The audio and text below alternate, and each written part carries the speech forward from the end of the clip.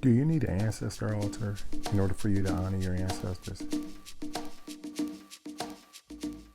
That's a boo fan. Peace and blessings. This is Derric RauKhu more. And in this video, this is by request. I want to answer the question, do you need an ancestor altar in order for you to honor your ancestors? Now, like I said, this video is by request. I've had several people, email me and try to, contact me and everything, and they've asked this one question.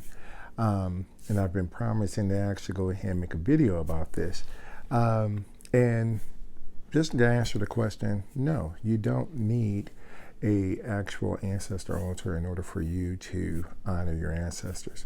Part of the reason why I know these individuals who've been asking this question is mainly because they're in a space where they're not able to set up an ancestor altar.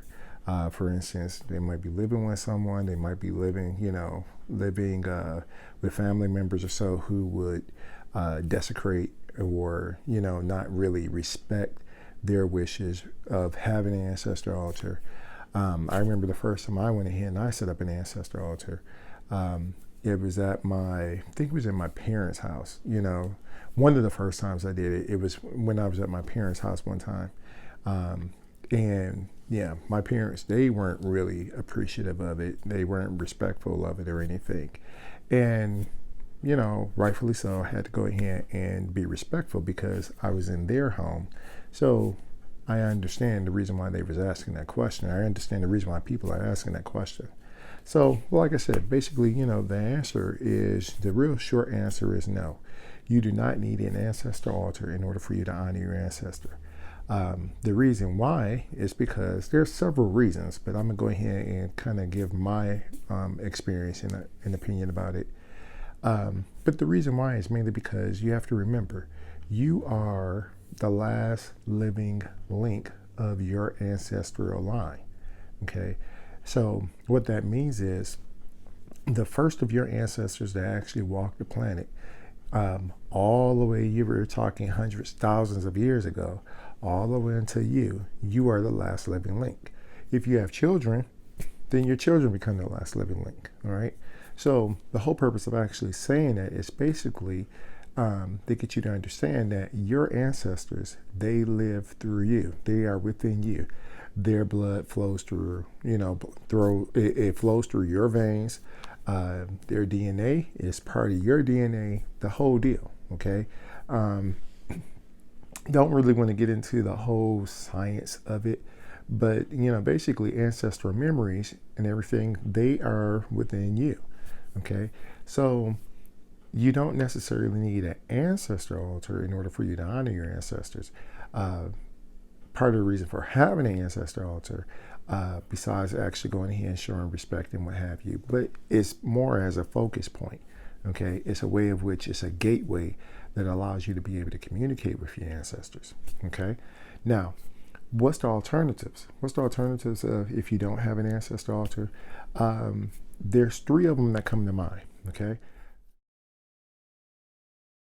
The first way of honoring your ancestors if you don't have an ancestor altar is by pouring libations. Libations is a very African way of doing things. This is a ritual, as far as I know, that really, the only people I really know of, according to history, that have been doing this for years, are the Kemetic people.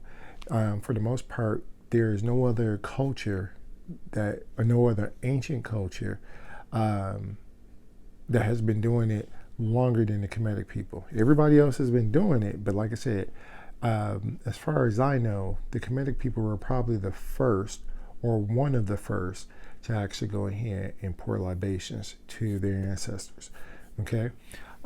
So that's one of the ways in which you can honor your ancestors.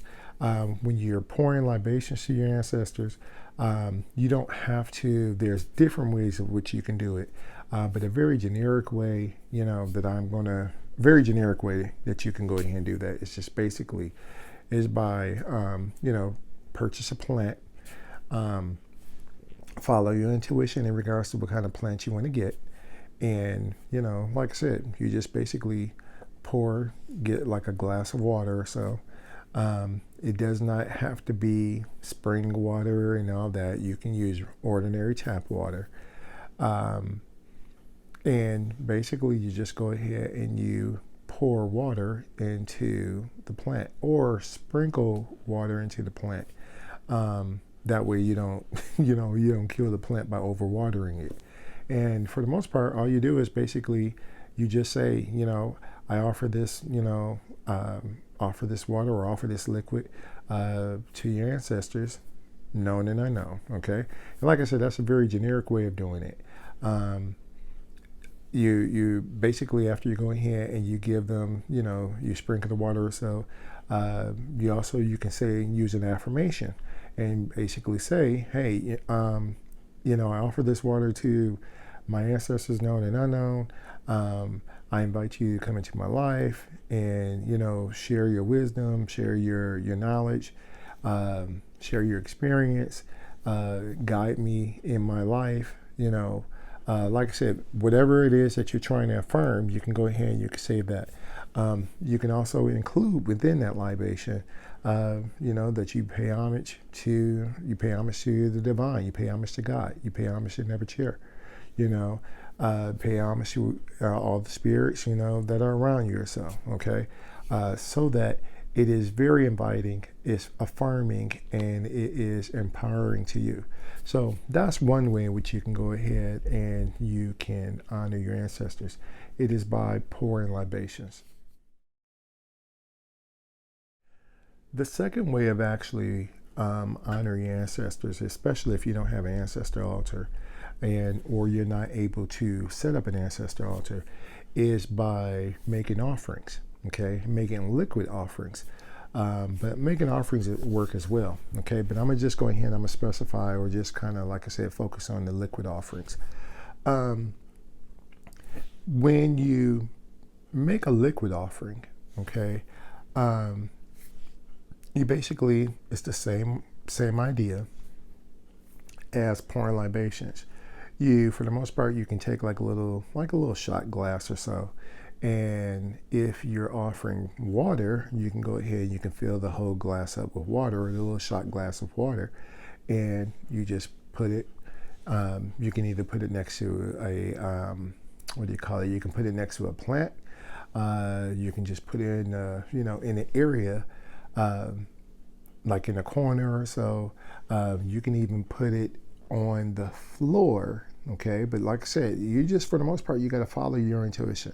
Okay, or you can, for the most part, you can put it on a little small table or so. So, for instance, give you an idea. Let's say, like I said, you're not able to set up an ancestor altar or so, but you do have like a little small table, a little coffee table, or maybe even a little nightstand that's next to your bed. All right. You can go ahead, like I said, you take a little shot glass, you can put that water there. Again, you can say a little, small prayer or so. I pay homage to my ancestors, or offer this, to the divine, and to my ancestors, known and unknown. Like I said, make the invitation or so, and leave the glass of water there.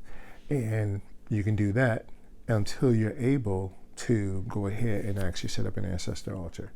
Okay, making little offerings of liquid like that is, anytime you're actually working with ancestors or spirit guides, or any kind of spirits for that matter, it's always recommended that you make that type of offering, because that goes ahead and shows appreciation. It also invites them to come in, invites those positive and benevolent spirits to come in and assist you in your life. Okay, so like I said, that's another way in which you can do this, which is also very inconspicuous. It doesn't, it's not real.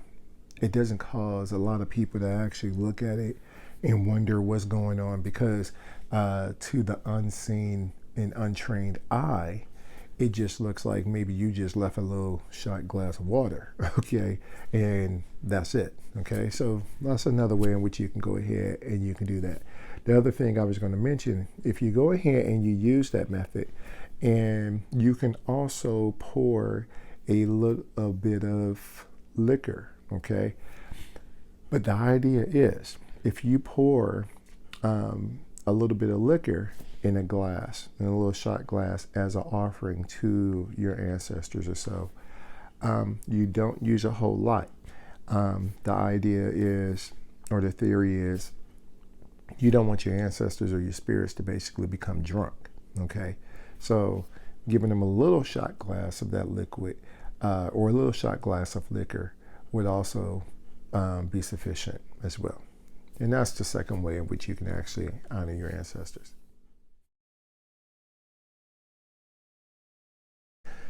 The third way of honoring your ancestors without having an ancestral altar is by invoking your history, okay? Your ancestors are always with you, okay? Your ancestors and your spirit guides, for that matter, they're always with you. But one of the ways, that I think a lot of people, they forget about is the history, okay? If you actually go ahead and you read your ancestors' history, and when I'm saying ancestral history, I'm saying, history books, the information, the history that is not actually taught in your history class. If you actually read the history, okay, this, and invoke it, all right, it transforms from being history to our story, okay? It literally transforms, all right? Just to give you an idea, I've spoke before or did a previous video about how how I made that transition from Christianity to consciousness, from consciousness to, to the Kemetic spirituality. Part of the reason why I was able to make that transition from Christianity to consciousness was based upon the history, okay? When you really get into the history, when you really get into our ancestral history, and you find out all the things that our ancestors accomplished, all the accomplishments that our ancestors made, and I'm not just talking about a list of facts and a list of dates and times and all that kind of stuff. Not talking about that. I'm talking about actual history that actually ties into the culture of explaining how we did things, how our ancestors went ahead and solved problems, and how they addressed issues. When you really get into that, and you actually get into it to the point that you're able to, you're able to imagine it, you're able to see it, they will go ahead and they are honored by that, because the point of you doing that is that you're trying to basically use that as a guide, okay? You're using history as a guide. You're using history as a model that would help you to improve your life, so that you don't make the same mistakes that were made in the past, that your ancestors made in the past. And this is part of the reason why we honor our ancestors, so that we can use their wisdom. We can, fall back on their wisdom, on their understanding, on the things that they've done. And like I said, don't make the same mistakes that they made, okay? Or find better ways of actually going ahead and doing things, okay? So the third way of actually honoring your ancestors, if you don't have an ancestral altar, is by invoking the history, all right? Now, I'm sure there's other ways of actually doing it. Again, I'm just listing some, 3 ways in which I know just off the top of my head that I know you can go ahead, you can use, anyone can use, regardless of if you're, familiar with the practice of honoring and venerating your ancestors or not. Those are 3 different ways in which you can do that anybody can actually go ahead and, implement in their life, okay? Until they're actually able to build and erect an ancestral altar, all right? So hopefully that helped you. Hopefully that makes, a lot of sense. If you got any questions or suggestions, like I said, always drop me a line, all right? Until next time, thanks again for liking, sharing, subscribing. Till next time, Peace. ascending.